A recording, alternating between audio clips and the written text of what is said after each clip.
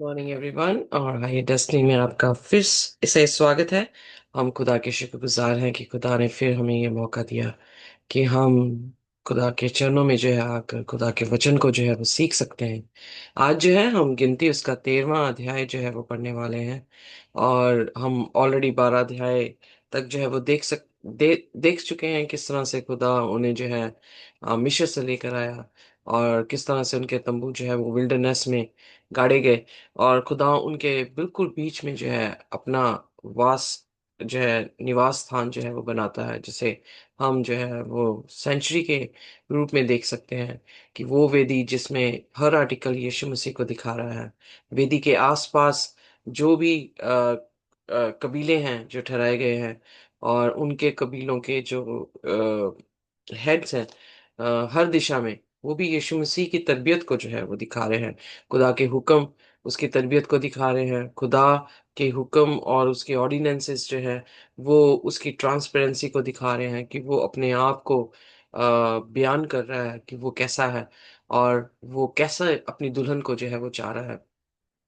सो आज जो है हम गिनती उसके 13वें अध्याय में देखेंगे कि आखिरकार जब वो परान जंगलों में आए हैं तो किस कदर जो है ये कहानी जो है वो आगे आती है या आगे चलती है। इससे पहले कि हम अपने 13वें अध्याय को देखें, आइए अपने सिरों को झुकाएंगे और हम प्रार्थना में जाएंगे। हमारे स्वर्गीय खुदावंद, हम आपके शुक्रगुजार हैं, धन्यवाद करते हैं प्रभु कि आपके जैसा परमेश्वर कोई नहीं है। और हमारे सिर आपके सामने झुकते हैं क्योंकि हम आपको देख सकते हैं। आपने अपने आप को बिल्कुल साफ हमें कलाम से दिखाया है। हम आपकी दुल्हन बनना चाहते हैं खुदावंद, ताकि हम वो बच्चे हों आपके, वो कलीसिया हो आपकी जो आपके साथ आसमान की बादशाह में उठा ली जाए। खुदावंद हमारे सारे गुनाह गलतियों को माफ कर दें, अपने पवित्र लहू से हमें धोकर साफ कर दें। और खुदावंद हमें कुव्वत और ताकत दें, ताकि खुदावंद हम आपके बीच में बने रहें। कोई भी ऐसा पाप हमारा जो आपको पसंद ना हो खुदावंद, उसे हमारी जिंदगी से निकाल दें। जैसे पूरा पश्चिम से दूर है, वैसे ही खुदावंद हर गुनाह हमारी जिंदगी से निकाल कर फेंक दें। और आपके और हमारे बीच में कोई भी ऐसा पाप दीवार बन के खड़ा ना रहे। खुदावंद हमारी प्रार्थना है, हमें आप अपनी कुव्वत और ताकत दें और हर बुरे के इंसान से, बुरी नजर से, बुरी इंटेंशन से, लोगों की खुदावन वो तीरों से जो वो हमारे ऊपर सुबह या शाम फेंकने की कोशिश करते हैं, उनसे बचा के अपनी पनाह में रखें। और खुदावन हमें अपनी हिफाजत दें। इस समय खुदावन हमारी प्रार्थना है कि जब हम आपके कलाम को पढ़ने जा रहे हैं, आप हमारे साथ बातचीत करें। आप बोलें हम सुने, आप बढ़ें हम घटें और आपका नाम मुबारक ठहरे। इस प्रार्थना को यीशु के नाम से मांगते हैं, आमीन। सो गिनती उसका 13वां अध्याय है, उसकी पहली आयत में इस तरह से लिखा है, फिर यहोवा ने मूसा से कहा, कनान देश जिसे मैं इस्राएलियों को देता हूँ, उसका भेद लेने के लिए पुरुषों को भेज। वह उनके पितरों के प्रति गोत्र का एक प्रधान पुरुष हो। यहोवा ने पाकर ये आज्ञा पाकर मूसा से ऐसे पुरुषों का प्राण जंगल में भेज दिया। सो सब के सब इस्राएलियों के प्रधान थे। उनके नाम ये थे, अर्थात रूबेन के गोत्र में से जकूर का पुत्र शमू, और शिमोन के गोत्र में से अ, होरी का पुत्र शपात, यहूदा के गोत्र में से यपुन्ने का पुत्र कालेब। और कालेब जो है वो यहूदा के गोत्र से था। और इस सकार के गोत्र में से योसेफ का पुत्र यिगाल, और एप्रैम के गोत्र में से नून का पुत्र होशे। इफ्राइम जो है वो होशे जो है वो इफ्राइम गोत्र से। बिन्यामीन के गोत्र में से रापू का पुत्र पलती, और जुबैन के गोत्र में से सौदी का पुत्र गदीएल। यूसुफ वंशियों में मनश्शे के गोत्र में से सूसी का पुत्र गद्दी, और दान के गोत्र में से गमली का पुत्र एमी अ, अम्मीएल, और अशेर के गोत्र में से मिकाएल का पुत्र सतूर। नप्तली के गोत्र में से वप्सी का पुत्र नहूबी, और गाद के गोत्र में से माकी का पुत्र गुएल। जिन पुरुषों का मूसा ने देश का भेद लेने के लिए भेजा था उनके नाम यही हैं।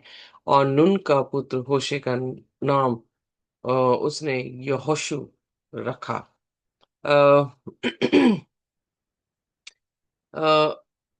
वेल यहाँ पर हम देखते हैं कि परमेश्वर ने परान के जंगलों में जो है जब उनको रुकवाया, तो वहां पर खुदा जो है वो 12 पुरुषों को चुनने की जो है वो बात कर रहे हैं। और उनका कार्य क्या था कि वो कनान देश में जाकर जो है उसकी या उसकी भेद को जो है वो लेंगे कि उनको कनान देश जो है वो कैसा लगता है। वेल खुदा ने ऑलरेडी जो है अगर हम देखें जब से अब्राहम से वाचा बांधी है, वो इसी वाचा को जो है वो बार बार दोहरा रहे हैं। निर्गमन में भी हमने यही देखा, लय व्यवस्था में भी हमने ये देखा, और नो नंबर्स में भी देख रहे हैं कि खुदा की यही इच्छा है कि वो मुल्क कनान में जो है जाएं। वेल जब हम व्यवस्था विवरण उसका 1 और उसकी 21 आयत जो है पढ़ते हैं। Give me a minute. Look, the Lord your God has set the land before you. Go up and possess it, as the Lord God of your father has spoken to you. Do not fear or be discouraged. So यहाँ पर जो है व्यवस्था विवरण में भी जिक्र आया है कि मूसा जो है लोगों को जो है प्राण के देश में जो है जब वो कदेश बार्निया में आए हैं, तो वहां पर उन्हें जो है ये कह रहा है कि इस जमीन को जो है तुम ले लो और तुम डरो मत। जब हम एक्सोडस में भी देखते हैं तो एक्सोडस की जो आयतें हैं वो हमें ये बताती हैं कि खुदा ने उनसे जो है वायदा किया कि वो जो है खुदा उन्हें मुल्क कनान देगा, और वो दूध और मधु की नदियां जो है उसमें बहेंगी। अब ये ऑलमोस्ट जो है उस जगह के पास जो है वो आ चुके हैं। और खुदा ने यहोवा ने मूसा से कहा कि तुम कनान देश में 12 लोग जो हैं पुरुषों को जो है वो भेजा जाए।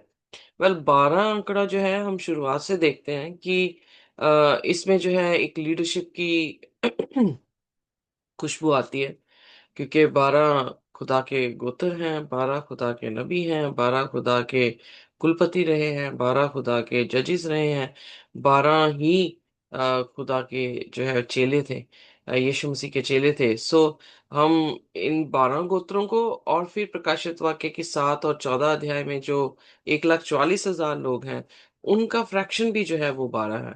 सो 12 गोत्रों को चुना गया है ताकि वो मुल्के कनान में जो है वो जाकर उसकी क्या कह सकते हैं, उसका भेद को जो है वो ले। वो क्या समझते हैं कि मुल्के कनान कैसा है, और क्या वो मुल्के कनान को ले सकते हैं कि नहीं ले सकते हैं। प्रकाशित वाक्य 7 अध्याय में भी 12 गोत्रों को और उनकी गिनती जो है वो 12 अंकड़ों में या 12,000 करके जो है वो दिखाई गई है। और वो खास लोग हैं जो 14 अध्याय में बताया गया है कि उन्होंने व्यभिचार नहीं किया, उन्होंने प्रभु यीशु मसीह के पीछे चले हैं, उनके मुंह में कोई झूठ या गायल नहीं था। सो हम ये देख सकते हैं कि यहाँ पर जो 12 हैं उसमें से 2 जन जो हैं वो जो कि यहोशू और कैलब है। सॉरी, यहोशू और कैलब है। वो आकर जो है गुड रिपोर्ट दे रहे हैं, पर 10 जो है वो रिपोर्ट अच्छी नहीं दे रहे हैं। पर जब हम कंपेयर करते हैं प्रकाशित वाक्य में, तो वहां पर एक अलग सी परफेक्शन हमें देखने को मिलती है कि 12 के 12 गोत्र जो है वो प्रभु यीशु मसीह का पिता का नाम जो है उनके माथों पे लिखा हुआ है और यीशु मसीह को फॉलो कर रहे हैं, यानी मेमने को फॉलो कर रहे हैं।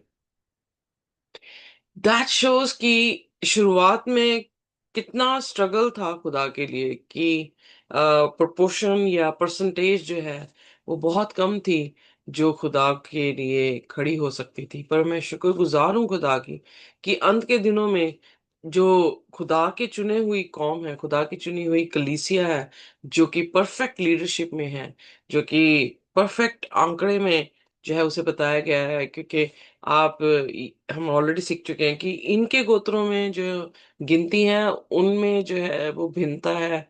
बट जो प्रकाशित वाक्य में गिनती दी गई है, जिसे इज़राइल आत्मिक इज़राइल कहा गया है, उनकी गिनती बराबर में है, यानी हर गोत्र 12,000 करके दिखाया गया है, जो कि परफेक्शन को दिखा रही है।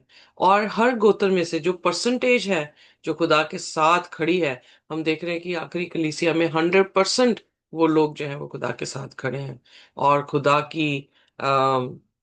के तरबियत को जो है रिफ्लेक्ट कर रहे हैं। सो यकीन जानिए कि प्रकाशित वाक्य सिग्निफाई कर रहा है कि खुदा जब क्लाइमेक्स लेकर आ रहा है, खुदा जब अपनी दुल्हन को लेने के लिए आ रहा है, तो उसकी दुल्हन बिल्कुल पवित्र है। जैसे प्रकाशित वाक्य उसके 12 अध्याय में हमें देखने को मिली कि वो औरत सूरज को जो है ओढ़े है और चंद्रमा उसके पाँव में है। उसके सिर पर जो है वो 12 सितारों का जो है वो क्राउन है। सो जो ये दिखाता है कि 12 अगेन कि वो लीडरशिप रख रही है, वो लोगों को लीड कर रही है कलीसिया। और आखिरी आयतों में 12 प्रकाशित वाक्य 12 उसकी 17 में यहाँ दर्ज किया गया है कि वो अजगर जो है उस स्त्री से, उसकी शेष संतान से जो है वो गुस्से में हुआ, जिनके पास खुदा के हुक्म थे और प्रभु यीशु मसीह की गवाही थी। यीशु मसीह की गवाही आगे जाकर जो है प्रकाशित वाक्य 19 अध्याय उसके 10 में लिखा है कि वो नबूवत की आत्मा है। नबूवत की आत्मा मतलब कि खुदा ने जो पहले ही प्रोफेसी कर दी है कि क्या इस धरती पर आने वाला है, उन चीजों को समझने वाले लोग हैं और वो खुदा से मोहब्बत करने वाले लोग हैं। क्योंकि खुदा की व्यवस्था अगर वो मान रहे हैं, तो ये देख सकते हैं कि जो ट्रांसपेरेंसी खुदा ने अपनी कलीसिया से, अपने ऑर्डिनेंसेस, अपने कमांडमेंट्स देके की हैं, वो उस चीज को एक्सेप्ट कर रहे हैं और वो भी खुदा के साथ ट्रांसपेरेंट है कि जैसा तू है वैसा हम भी जो है वो बनेंगे। सो यहाँ पर हर गोत्र का प्रधान जो है उसका एक शख्स जो है वो चुना गया है। मैं यहाँ पर जो 12 लोगों को जो है वो चुना गया, यूसुफ की इफ्राइम और मनाशे दोनों बेटों के जो है गोत्रों को इंक्लूड किया गया है। और इनफैक्ट लेवी जो है वो अलग है, इसलिए लेवी को छोड़कर 12 गोत्र जो है यूसुफ के दो बेटे मिलाकर जो है वो बनते हैं। तो ये भी एक खास चीज है कि यकूब ने अडॉप्ट किया है यूसुफ के बच्चों को। तो यूसुफ के नाम के बजाय जो है यूसुफ के बड़ा बेटा और छोटा बेटा दोनों को जो है वो किया गया है। तो ये इम्प्लीमेंट कर रहा है कि खुदावन जब हमें अडॉप्ट कर रहे हैं गैर जाति के लोगों को, जब हम मसीह में एक नए मनुष्य बनते हैं, तो खुदा हमें अडॉप्ट कर रहा है, हम आत्मिक कलीसिया, आत्मिक इज़राइल जो है वो बनते हैं। तो हमारा नाम भी जो है वो खुदा किसी भी तरह से अलग नहीं करेगा, बल्कि अपनी दुल्हन, अपनी कलीसिया के बीच में जो है हमें, और अपने गले में जो है हमें शामिल जरूर करेगा। सो यहाँ पर वो पुरुषों को जो है चुना गया और उनका काम ये था कि वो जाकर कनान देश में उसका भेद लें और देखें कि क्या होगा। आइए देखते हैं 17 आयत में, 16वीं आयत में, जिन पुरुषों को मूसा ने देश का भेद लेने के लिए भेजा था, उनके नाम यही हैं। और नून के पुत्र होशे का नाम उसने यहोशू जो है वो रखा है। सो होशे मीन्स आई एम साल्वेशन, और यहोशू का मतलब है यहोवा मेरी जो है वो मुक्ति है। सो उसने उसका नाम बदल दिया। होशे की मतलब वो खुद साल्वेशन है। सो वो साल्वेशन नहीं है लोगों की, यहोवा हमारी साल्वेशन है, या यहोवा हमारी मुक्ति है। इसलिए उसका नाम जो है वो यहोशू जो है वो रखा गया। फिर उसके बाद 17वीं आयत, और उनको कनान देश के भेद लेने को भेजते समय मूसा ने कहा, इधर से अर्थात दक्षिण देश होकर जाओ। यहाँ पर जो है किस तरह से वहां जाना है, तो वो भी जो है उन्हें गाइड किया गया, यानी जीपीएस भी जो है खुदा खुद थे उनके, कि उन्होंने किस दिशा से जो है कनान देश में जो है प्रवेश करना है। और पहाड़ी देश में जाकर उस देश को देख लो कि कैसा है। सो इट मीन्स कनान देश जो है वो पहाड़ी देश था, और उसमें बसे हुए लोगों को भी देखो कि वे बलवान हैं, वह निर्बल थोड़े हैं, वे बहुत। और जिस देश में बसे हुए हैं, सो कैसा है, अच्छा व बुरा, और वह कैसी कैसी बस्तियों में बसे हुए हैं और तंबुओं में रहते हैं। वह गढ़ व किले में रहते हैं। और वह देश कैसा है? उपजाऊ है, वह बंजर है, उसमें वृक्ष हैं वह नहीं। और तुम हियाव बांधे चलो इस देश को, उस देश की उपज में से कुछ लेते भी आना। वह समय पहली पकी दाखों का था। सो वह चले गए।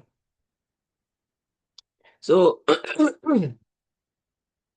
यहाँ पर मूसा जो है, हमें देखने को मिलता है कि थोड़ा सा मेरे लिए अटपटा है कि जब खुदा ने ऑलरेडी कह दिया है कि वहां पे दूध और मधु की नदियां जो हैं वो बहती हैं, तो कैसे हो सकता है कि मूसा जो है अभी भी स्पाइस को भेज रहा है? वेल, खुदा ने कहा था जाके स्पाइस को भेजो और वहां पर भेद जो है वो जाना जाए।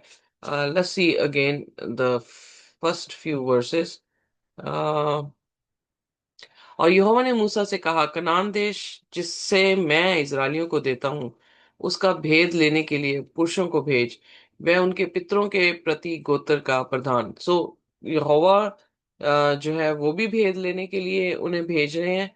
और मूसा भी जो है, और मूसा ने आगे जो है और जो है वो बयान किया कि क्या भेद क्या लेकर आना है। भेद ये लेकर आना है कि वो जमीन कैसी है, वहां के लोग कैसे हैं, वो जमीन उपजाऊ है या नहीं है, वो कैसे बसे हुए हैं, कैसे उनकी बस्तियां हैं, क्या वो तंबुओं में हैं जैसे कि वो तंबुओं में थे, या फिर वो किसी किलों में, मतलब उनके महल है और महलों में जो है वो रह रहे हैं।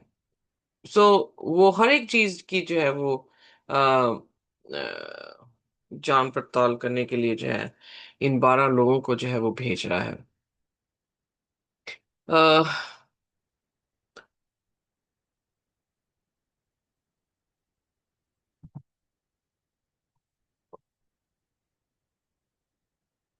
और वह चल दिए और सीन नाम जंगल से ले रहोब तक, जो हमाद के मार्ग में है, सारे देश का देखभाल कर उसका भेद लिया। सो वे दक्षिण देश को होकर चले और हेब्रोन तक गए। वहां अहीमन, शेशे और तलमे नाम अनाक वंशी रहते थे। हेब्रोन तो मिस्र से सोहन के 7 वर्ष पहले बसाया गया था। ओके। तब वह एशकोल नाम नाले तक गए। वहां से एक डाली दाखों के गुच्छे समेत तोड़ ली और दो मनुष्य उस एक लाठी पर लटकाए हुए उठा ले चले गए। और वह अनारों और अंजीरों में से भी कुछ कुछ ले आए। वेल, यहाँ पर जो है बताया गया है कि किस तरह से वो साउथ से होकर गुजरे हैं और हेब्रोन तक गए हैं। वहां पर जो एनक है या अनाक है, उनके बच्चे जो है वो रहते थे। और वहां की जो उपजाऊ धरती थी उसका भी हमने जिक्र यहाँ पर देखा कि उनके जो गुच्छे थे वो किस तरह से उन्होंने तोड़े और उन्हें एक एक लकड़ी पर लाद कर या लाठी के ऊपर लाद कर जो है वो लेकर आए हैं। सो कई बार हम पिक्चर्स में देखते हैं कि कितने बड़े बड़े जो है वो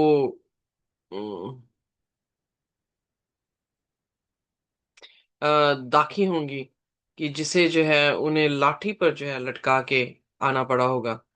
वेल, उस टाइम पे जो है वो किसी भी यू नो काट में, यानी क्या कह सकते, बैलगाड़ी में जो है वो नहीं गए थे, वो चल के गए थे। और चलने पे जो है पहली चीज कि उनके पास कोई टोकरी नहीं थी जिसपे वो जो है वो रख के लेकर आते, तो उन्होंने जो है वो लाठी पर उसे लाद के लेकर आए। पर दूसरी चीज ये भी देखने को मिलती है कि अगर वो लाठी पर लेकर के आए हैं तो इसका मतलब कि काफी गुच्छे जो हैं लटके होंगे और वो पूरी की पूरी डाली को जो है तोड़ के लेकर आ रहे थे। सो इसलिए उनको जब वो देख रहे हैं तो वो देखने को मिल रहा है कि वो जमीन सचमुच में काफी उपजाऊ थी। पर मेरे जहन में आ रहा है कि खुदा अगर उस जमीन का भेद लेने के लिए इन इन 12 लोगों को जो है भेज रहा है, तो खुदा का क्या मकसद होगा?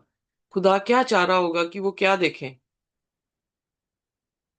और वो क्या देख के आए? इसके बारे में जो है हम कल आ, आ, चर्चा करेंगे। और या फिर आगे पढ़ के देखते हैं। इजराइली वहां से जो दाखों का गुच्छा तोड़ ले आए थे, इस कारण उस स्थान का नाम एशकोल नाला रखा गया। 40 दिन के बाद वह उस देश का भेद लेकर लौट आए और परान जंगल के कदेश नाम स्थान में मूसा और हारून और इजरायलियों की सारी मंडली के पास पहुंचे। उनको और सारी मंडली का संदेशा दिया और उस देश के फल उनको दिखाए। उन्होंने मूसा से ये कहकर वर्णन किया कि जिस देश में तूने हमको भेजा था उसमें हम गए, और और उसमें सचमुच दूध और मधु की धाराएं बहती हैं, और उसकी उपज में से यही हैं। परंतु उस देश के निवासी बलवान और उसके नगर गढ़ वाले हैं और बहुत बड़े। फिर हमने वहां अनाक वंशियों को भी देखा। दक्षिण देश में तो अमालेकी बसे हुए हैं, और पहाड़ी देश में हित्ती, यबूसी और एमोरी रहते हैं, और समुद्र के किनारे किनारे और यरदन नदी के तट पर कनानी बसे हुए हैं। पर कैलेब ने मूसा के सामने प्रजा के लोगों को चुप कराने की मनसा से कहा, हम अभी चढ़ के उस देश को अपना कर ले, क्योंकि निसंदेह हमें ऐसे करने की शक्ति है। पर जो पुरुष उसके संग गए थे उन्होंने कहा, उन लोगों पर चढ़ने की शक्ति हम में नहीं है, क्योंकि वह हमसे बलवान है। Well, that's what I was thinking. खुदा ने उन्हें जो है उस देश को देखने के लिए क्यों भेजा? उसके देश का भेद लेने के लिए क्यों भेजा था? खुदा की मनसा ये थी कि वो खुदा की कही हुई बात पर विश्वास कर सकें, कि जो उनके उन्होंने बाप दादों से सुन रखी थी। और जब वो दिखा रहा है खुदा उनको, तो आ, उसके वचनों को, वैसे विश्वास हमारा खुदा के वचन के सुनने से आ रहा है। और अगर खुदा के वचन उनके कानों तक सुने गए हैं, उनके दिल तक विश्वास क्रिएट कर चुके हैं, तो हम ये देख सकते हैं कि परसेंटेज 12 में से जो है वो most of the people they did not have, अधिकतर जो लोग थे उनके पास वो आशा नहीं थी, वो विश्वास नहीं था। जबकि अपने जुबान से अंगीकार कर रहे हैं कि वो देश जो है दूध और मधु की नदियां वहां पे बहती हैं। पर जो शब्द पर लगाया उन्होंने परंतु करके, उसमें शंका है, उसमें उनकी अपनी वीकनेसेस हैं। वो खुद तो अपने आप से उस देश को नहीं ले सकते थे। उन्होंने कैसे आंखें अपनी जो है वो अपने ऊपर गाड़ ली कि हम इस देश को ले नहीं सकते हैं? बिकॉज उनकी आंखें खुदा पर नहीं थी। वो ये फिर भूल गए कि देने वाला कौन है? खुदावंद खुदा है। लेकर आने वाला कौन है? खुदावंद खुदा है। बट उनकी जो आ, मनसा थी, और या फिर उनकी जो सोच थी, उनका जो परसेप्शन था, वो अपने ऊपर ही अटक गया। वेल, कोई भी, यीशु मसीह ने कहा, मुझसे जुदा होके कोई भी फल जो है वो नहीं लेकर आ सकता। हमें ये अंडरस्टैंड करना पड़ेगा कि हम किसी भी जगह को लेने के लिए, यानी खास करके आत्मिक जो हमारी मुल्क कनान है, अगर हम सोचते हैं कि हम अपने बल से या अपनी शक्ति से या अपने अच्छे कामों से वहां पहुंचेंगे, तो ये सबसे बड़ी मूर्खता है। और जब हम अपने कामों को देखना शुरू करेंगे, तो हमारा हियाव ही नहीं हो पाएगा कि हम आ, मुल्क कनान यानी स्वर्गीय बादशाह में जा सकते हैं। हमें स्वर्गीय बादशाह में जाने वाला या लेकर जाने वाला कौन है? खुदावन खुदा है। और हमसे क्या उम्मीद की जा रही है? इसीलिए रोमियो उसका पहला उसका 17 वचन में इस तरह से लिखा है कि धर्मी विश्वास से बचाया जाएगा। सो हमें विश्वास करना होगा कि खुदा ने जो अच्छा काम हमारी जिंदगी में शुरू किया है, उसे वो क्या करेगा? पूरा करेगा। और इनको भी इसीलिए भेजा गया था, ताकि वो याद रखें कि खुदा ने उनसे वायदा किया है और खुदा उन्हें ये ज़मीन देने पर है। बट वो प्रॉमिस इसलिए पूरा नहीं हो पाया क्योंकि इन्होंने खुदा को खुदा के ऊपर भरोसा ना करते हुए, खुदा को अपनी बल और अपना शक्ति ना समझते हुए, अपने आप पर भरोसा करना शुरू किया और जब अपने आप को देख रहे हैं, तो वो अपने आप को निर्बल देख रहे हैं कि हम नहीं ले सकते। परंतु जो पुरुष उसके संग थे, यानी एक कैलब बोला कि हम जो है उसको निसंदेह ले सकते हैं। हमारे पास ऐसी शक्ति है जो ले सकती है। But most of the people they denied. और उन्होंने इज़राइलियों के सामने उस देश की जिसका भेद उन्होंने उन्होंने लिया था, ये कहकर निंदा भी की कि वह देश जिसका भेद लेने को हम गए थे, ऐसा है जो अपने निवासियों निगल जाता है। और जितने पुरुष हमने उससे उसमें देखे हैं, वह सब के सब बड़े डील डॉल के हैं। सो जायंट्स हैं वो। जायंट्स वर्ड जो है वो आप उत्पत्ति में भी देखेंगे, उसके 6वें अध्याय में, जब नूह की कहानी शुरू होती है कि नूह के समय के लोग जो हैं, वो बहुत जायंट्स थे। और लोग सोचते हैं कि अच्छा ये जायंट्स थे, ये शायद हो सकता है दुष्ट आत्मा के बारे में बात कर रहा है कि खुदा के लोगों ने जो है वो द वर्ड जो है वो बड़ा स्पेसिफिक है। Let me read.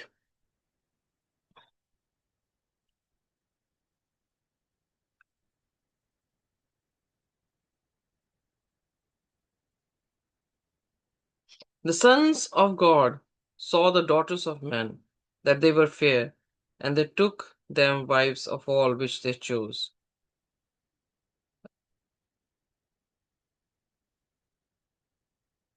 फोर्थ आयत उत्पत्ति उसकी 6 उसकी चौथी आयत में इस तरह से है, they were giants in the earth in those days.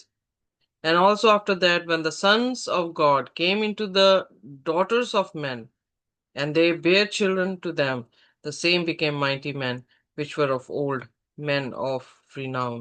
So यहाँ पर भी हम देखते हैं कि खुदा ने जब सन्स ऑफ गॉड का है और डॉटर्स ऑफ मेन कहा है और उनको जो है वो जायंट्स करके जो है वो बुलाया है, तो इसका मतलब ये नहीं था। बहुत सारे लोग, और मैंने बहुत बार ये सुना है कि वो ये सोचते हैं कि दुष्ट आत्माओं से उन्होंने शादी की।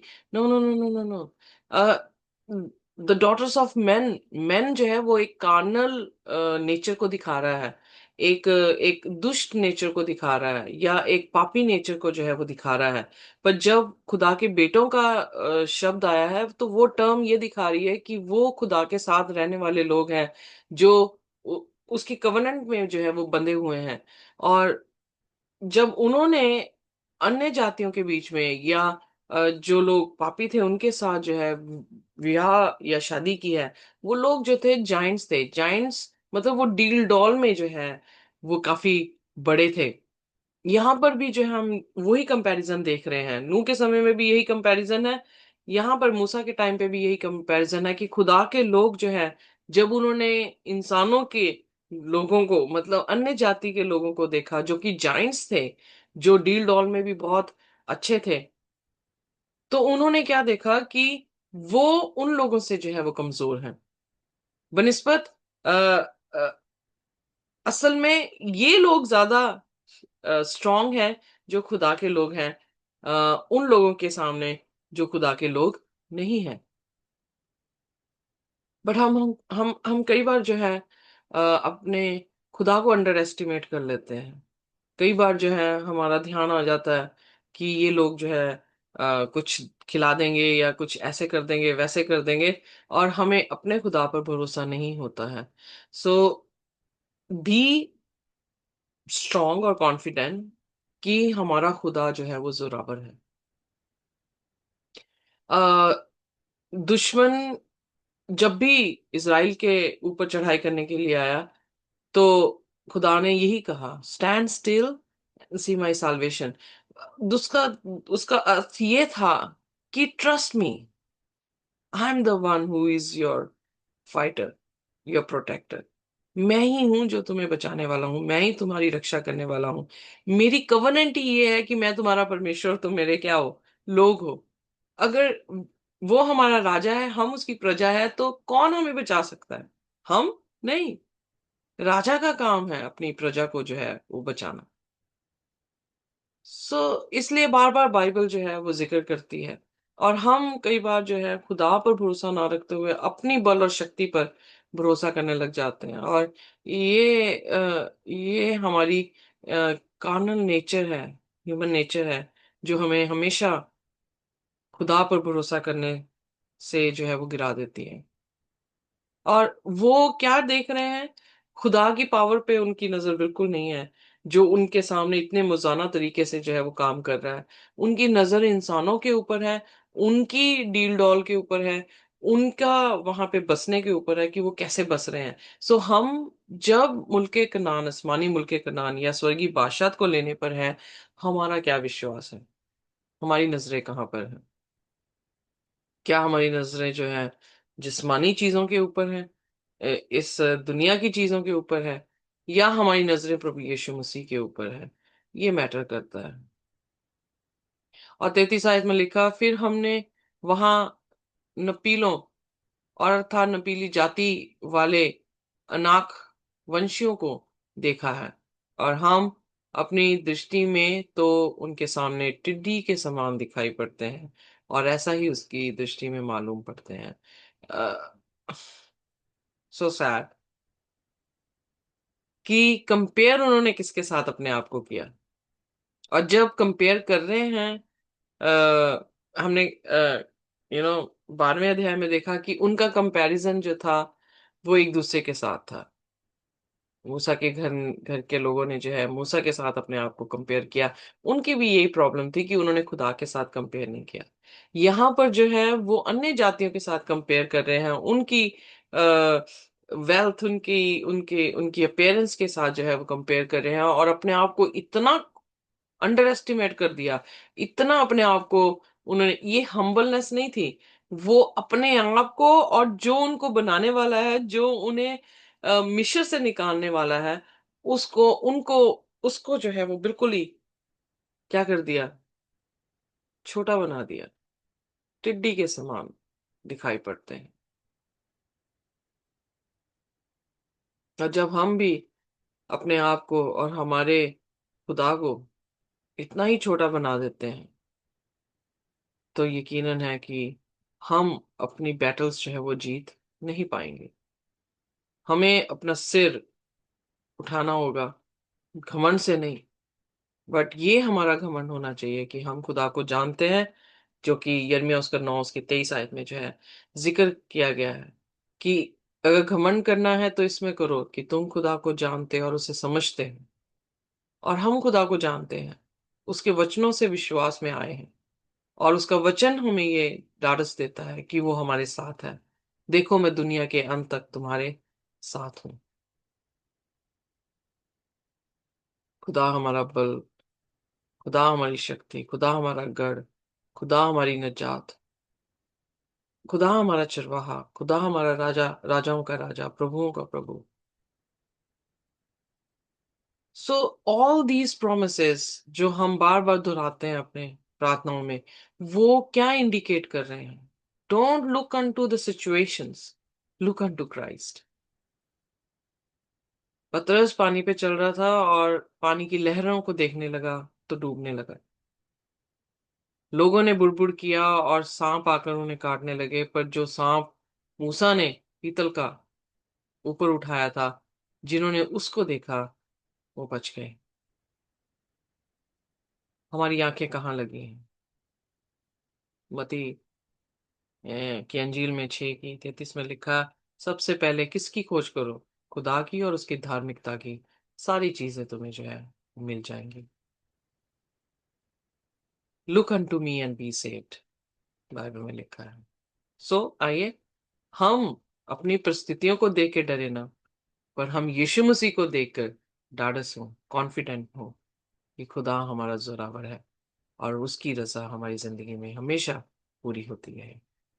जो ज़मीन वो हमें देने पर है, वो उस ज़मीन को हमें ज़रूर दे और हम उसे अ, ले सकें। सो आइए अपने सिरों को झुकाएँगे और प्रार्थना करेंगे और खुदा का धन्यवाद करेंगे।